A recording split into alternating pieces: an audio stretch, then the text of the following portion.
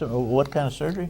Open heart. Just, boy, that's a big deal. He's had some heart problems throughout his life. It sounds He's like only in his 30s. He's a young man. Holy mackerel! But he's got to have a couple valves replaced, and so we're going to do a benefit to try and we're going to use our money from the chicken barbecue to help him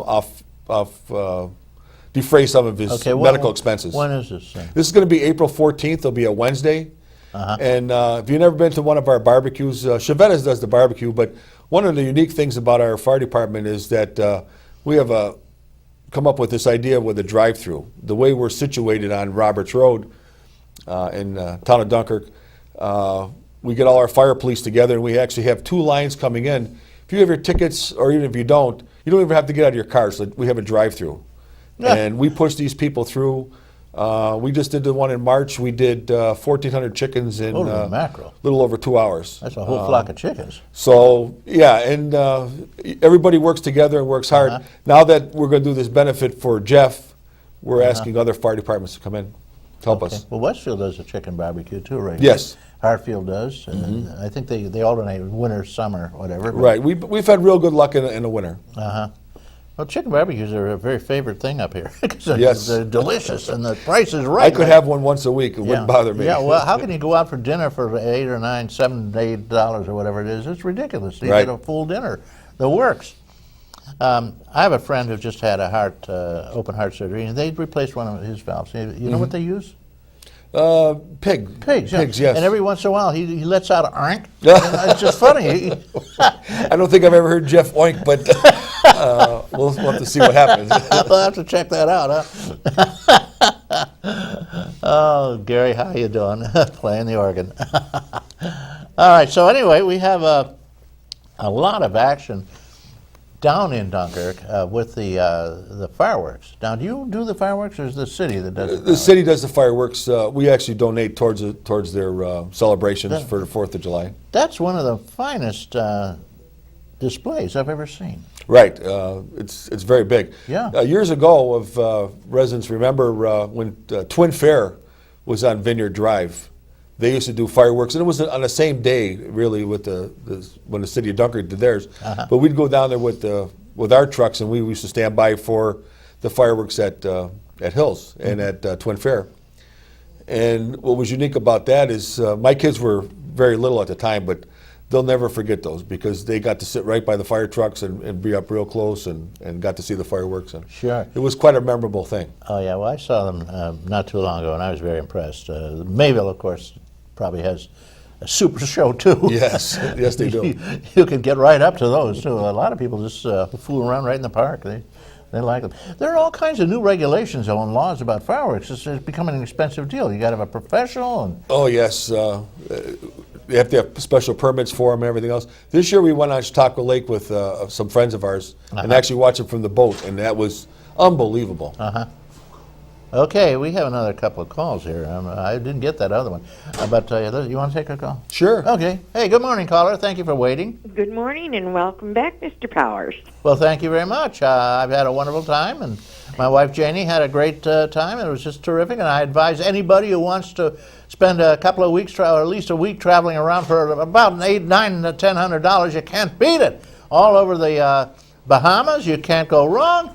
And Norwegian is the one I always take. I love Norwegian. Well, one of the best things about it was, while you were enjoying your cruise, we were having wonderful weather here, too. Yeah, I know. I heard about it. According to Buffalo, for the month of March, we have absolutely zero notable or measurable snow. Okay, well, so far. The snow's melted down in Westfield. The flowers are up, and the birds are chirping and everything, and it's sunny and warm. But up here in Mayville, there's still snowdrifts all over. Oh, you're kidding. Well, partly. But there is snow. There's still snow up here. Yes, it does. They do get a wee bit more than we do. Yeah, Mayville's definitely a part of the snow belt, for sure. Absolutely. Well, the first thing, I have a head cold, so I might sound a little different, but I would like to take this opportunity to say a special hello to Mr. and Mrs. B and hope that they're on their way to feeling better shortly. Okay. Apparently there's a lot of colds and so forth going around. I know. Isn't it incredible? Yes.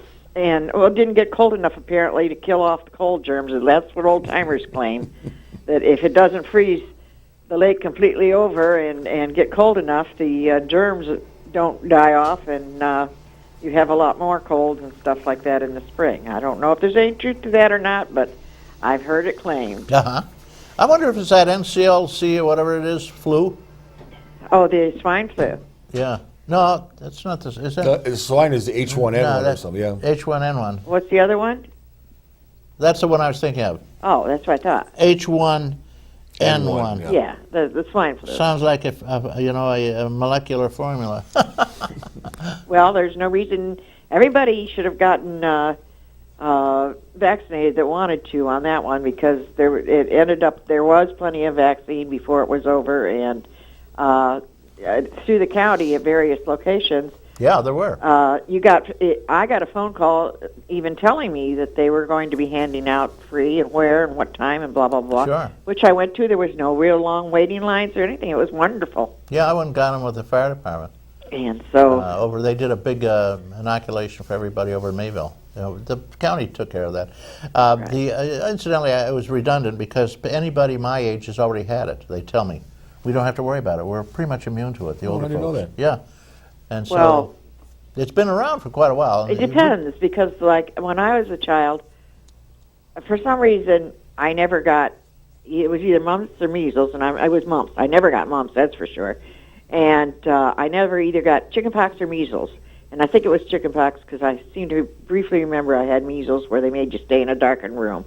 Yeah. And I was at my grandpa's house, and I remember that, just briefly. But anyways, I didn't catch a lot of colds and stuff like that. Every 5 years I might get a cold and stuff like that. But as I've gotten older, I find I get 2 or 3 colds a year now. So perhaps I'm not quite as... Yeah. Well, your immunity may have worn off. Who knows? I've had everything, even scarlet fever. The whole works. I took it. I was basically a chemical shop. They kept giving me stuff to keep this stuff down. Well, as I remember as a child, when you got sick, I was allowed to sleep.